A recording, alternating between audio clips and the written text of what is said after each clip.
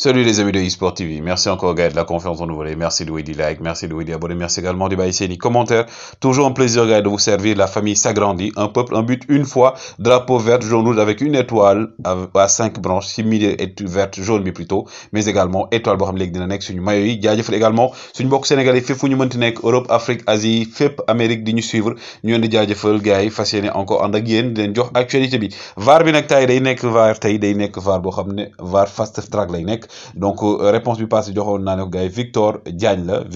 la moo nekkoon donc joueur bi ma doon wax donc ñi ko trouvé félicitations sinon également ñi ko trouvé wul comme d'habitude am na lu ñu ci jàng aujourd'hui dañuy commencer ak li nga xam mooy lamb bi ki nga xam ngeen ko combat Ama Baldé Modou Lô dañ ko aj parce que Modou Lô dafa am blessure et selon les informations moom dañ ko jox donc li nga xam mooy certificat médical 45 jours te dafa war a dem États-Unis wala France pour sax am opération balaa muy bëre loolu nag kii ngi Nicolas moo ko wax donc di jaajëfal également maître Augustin Senghor mi nga xam ne dem na tey accueillir suñu gaynde yi li lañ bëgg ñu ñoomale ñëpp également di ñaan yàlla ñu gën leen a jox gëdd maillot yu bees yi nag ñu jox leen ko commencé leen ko sol di leen féliciter suñu gaynde yi jaa ngeen jëf également gars yi tey kii laay laajte kii kan la gars yi kii nii nag grand attaquant la génération 80 la 86 yàlla na ko yàlla xaaral jëna parce que léegi dafa dëddu àdduna mais moom c'est un grand joueur boo xam ne joué na fii joué na également au niveau du Portugal kii kan la gars yi mais également félicitations à ki nga xam mooy Alassane Ndour de la génération 2002 moom nag am na diplôme management du sport daf ko def la gannaaw ba nga xam ne mi ngi doon yëngu ci lépp loo xam ne social la tey mi ngi gën a yónnee passion ci sport bi ñu koy jaajëfal Alassane Ndour ki nga xam ne mooy Nicolas Anelka wax na nag ci Paul Pogba nee na j'ai discuté avec Paul Pogba il n'est pas contre une arrivée à Paris nee na waxtaan na ak Paul Pogba fi mu ne nii moom ñëw Paris Saint-Germain nekk na loo xam ne dàqu ko maanaam mën na nekk parce que nee na seen waxtaan ñoom ñaar mat na juróom benn weer ci ginnaaw mu waxtaan ak Paul Pogba bi nga xam ne xam ngeen ko mercato bi passé dañ ñëwoon li desoon mu ñëw Paris Saint-Germain bëriwul woon finalement ñëwul mais nag dafa mel ne mbir yi ni ko Anelka waxee am na chance pour Paul Pogba ñëw ndax signé gul contrat am également gars yi ki ngeen gis ne nag di Hansi Flick kenn doon ko présenté l'ancien entraîneur du Bayern et aujourd'hui le patron de la Mannschaft moom mooy fête anniversaire am ñu koy wax joyeux anniversaire à Hans Flick gaynde yi aussi bu ñu leen di fàtte suñu gaynde basket yi gars yi 25 février ni ma ko waxee nañ dem ñëpp stade Arena bi Dakar Arena yooyu pour supporter leen ñoo Égypte ñoo Congo également ak ñoom Kenya pour jàppale ñu dem qualifier coupe du monde Europa League gars yi tey amoon na xamoon ngeen ko tey dafa waroon a am nok na deuxième journée bi nga xam ne moo jëmoon ci phase donc élimination yi donc lii nag tey dafa jur résultat boo xam ne dina neex ci Sénégalais yi notamment supporters Marseille yi ndax fi mu ne nii Marseille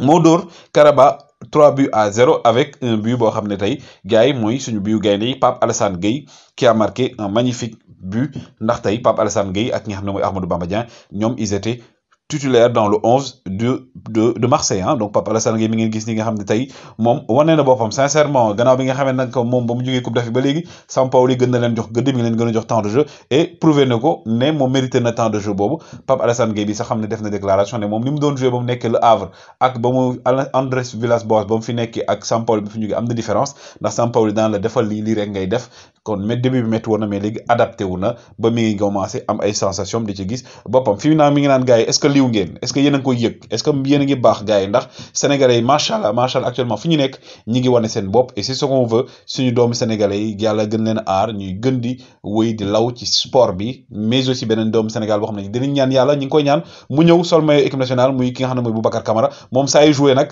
Marseille day gagné donc Marseille gagné am défaite moom bu nekkee si terrain bi tey moom lañ jox sax meilleure note 7/10 mais aussi Dimitri Payet toujours égal à lui-même Payet nekkatul Payet yi jigéen ñi def léegi Payet dëggantaan la 32 matchs 10 buts 10 passes décisives Dimitri Payet ak ñaari jubb yi mooy wane ne maa ngi fi ñaari patron yi mu ngoog donc ñëw na mais aussi ki ngeen gis nii gars yi mi but bi nga xam ne Karabakh daf ko dugaloon pour égaliser Ibrahima Wadj moo ko dugaloon but de la main la VAR bi nag doxul woon arbitre bi accordé ko mais li am moo nekkoon lu exceptionnel parce que après Ibrahima Wadj ak entraîneur am ñoom ñoo dem gis arbitre bi ne ko non but bi baaxul nañ ko annulé alors que but bi validé woon nañ ko fii nag gars yi moom ma def ay ree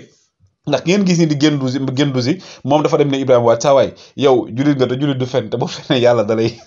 dalay daan donc loolu la ko wax moo tax Ibrahima Wadj gis nga fii nee na de Guendouzi m'a dit tu es musulman si tu ne dis pas la vérité Dieu va te punir donc gis nga nee na tamit loolu ba mu koy wax fekk na moom jëloon na décision wax na ko moo tax tey Ibrahima Wadj média yëpp a ngi ci wax di rafet loolu même ki nga xam ne mooy Sampaoli nee na moom sincèrement moom bu fekkoon ne moom la du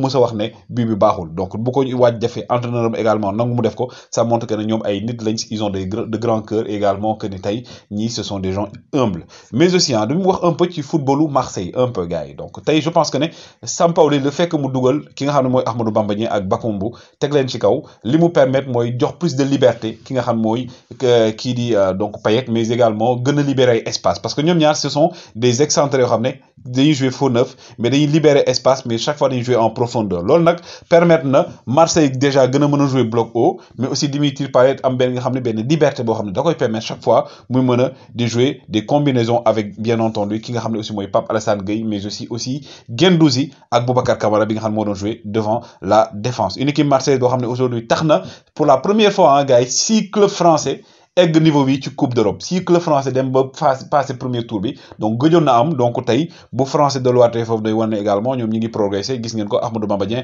et ki nga xam ne mooy Pape Alassane Gueye ñu leen di wax jaajëf beneen match bi également muy Real Betis Séville ah bu ñoom donc Youssouf Sabaly ñoom tey dañoo tembo ak Zénith ba tax na ñoom ñu daal di qualifié Betis Séville donc qualifié na li nga xam ne également muy deuxième phase bi mais aussi équipe bi nga xam ne moo bett ñëpp nag daal di toog mooy le Borussia Dortmund bi nga xam ne le Glasgow Rangers moo leen génne gannaaw bi nga xamee ne dooroon nañ leen seen dëkk dañoo témboo tey 2 buts partout tax na nag li nga xam ne mooy équipe bu Haaland bi nga xam ne gars yi nag joué wul ñoom daal di nañu toog malheureusement donc toog nañ donc je pense que ne li fa Haaland nekkul manqué woon na leen ci match aller bi entre autres donc aujourd'hui en tout cas le Borussia Dortmund à la surprise générale génn nañ mais aussi surprise bi aussi gars yi mi ngi jóge ca Napoli en Italie au stade Diego Armando Maradona donc tey ñoom ñoo daal di dem fekki dóor li nga xam ne moom la ñu def waa Naples 4-2 Jordi Alba moo dugal Frenkie de Jong Riqui Piqué également ak Aubameyang donc Aubameyang mi nga xam ne gars yi en 5 matchs il a marqué 4 buts donc Aubameyang commencé war na yeewu gannaaw bi nga xamee ne il était indésirable du côté de Arsenal ñëw fa nga xam ne mooy Barcelone signé libre ba mu ñëwee dugal na mais keneen ki nga xam ne également gars yi moom mi ngi woy def ay passes décisives tey moom il y a eu un duel entre Adama Traoré ak ki nga xam ne mooy Kalidou Koulibaly comme à l'aller Adama Traoré encore passeur décisif déjà mi ngi ci 3 passes décisives Adama Traoré indi na aussi provoqué woon na fi ci match mu joué penalty donc Adama Traoré actuellement qui est phénoménal mais aussi Kalidou Koulibaly qui a tenu son rang même bu fekkee jël nañ 3 buts aujourd'hui bu du woon moom peut-être dinañ couler ah dinañ gën a encaisser mais aujourd'hui comme on dit c'est le Napoli qui a pris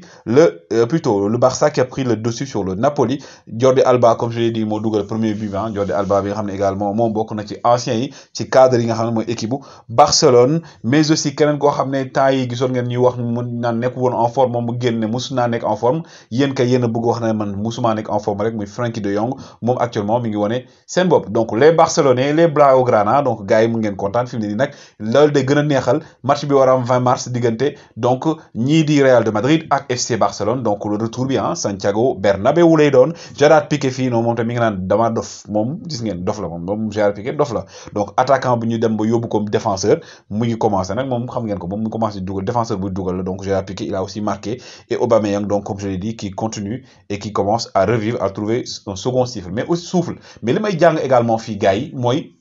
le retour de Xavi mi nga xam ne moom c'est l'école de Cruyff donc Xavi mi nga xam ne tey moom indiwaat na philosophie jeu boo xam ne li muy consisté wu mooy les excentrés et les ailiers qui jouent toujours dans la largeur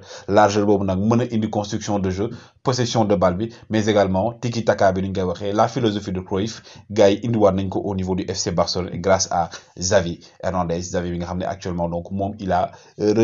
refait vivre encore le Barça génération yi nga xam ne nekkoon na fi ak Pep Guardiola et tout et actuellement gars yi ñoom dañoo nekk si phase boo xam ne dañu commencé di trouver seen automatisme parce que am na seen joueurs yu bëri yoo xam ne dañoo blessé notamment Ansu Fati entre autres mais aussi ñi ngi commencé di recruter yenn joueurs donc le Barça là bu continuer si dynamique bi en tout cas régler seen problème défense parce que seen problème moom sincèrement mooy seen défense le problème du Barça c'est la défense et on espère qu'ils vont pouvoir régler ce problème donc les possibles adversaires ou les probables adversaires yu Barcelone yi lay doon gis ngeen ko Monaco ci la bokk Olympique Lyonnais ci la bokk donc Galatasaray ci la bokk West Ham ci la bokk entre autres donc Leverkusen aussi ci la bokk donc Barcelone même bu fekkee ne door na ak ki mu war dajel day metti mais également au niveau de l'Angleterre match en retard Arsenal tey door na également ki nga xam mooy Mikel Arteta donc mi ngi wéy di wane boo xam di redresser la barre comme on le dit avec Arsenal bi nga xam ne tey moom moo door 2-1 grâce donc à des buts de Pepe et de Alexandre Lacazette ñoom ñoo door donc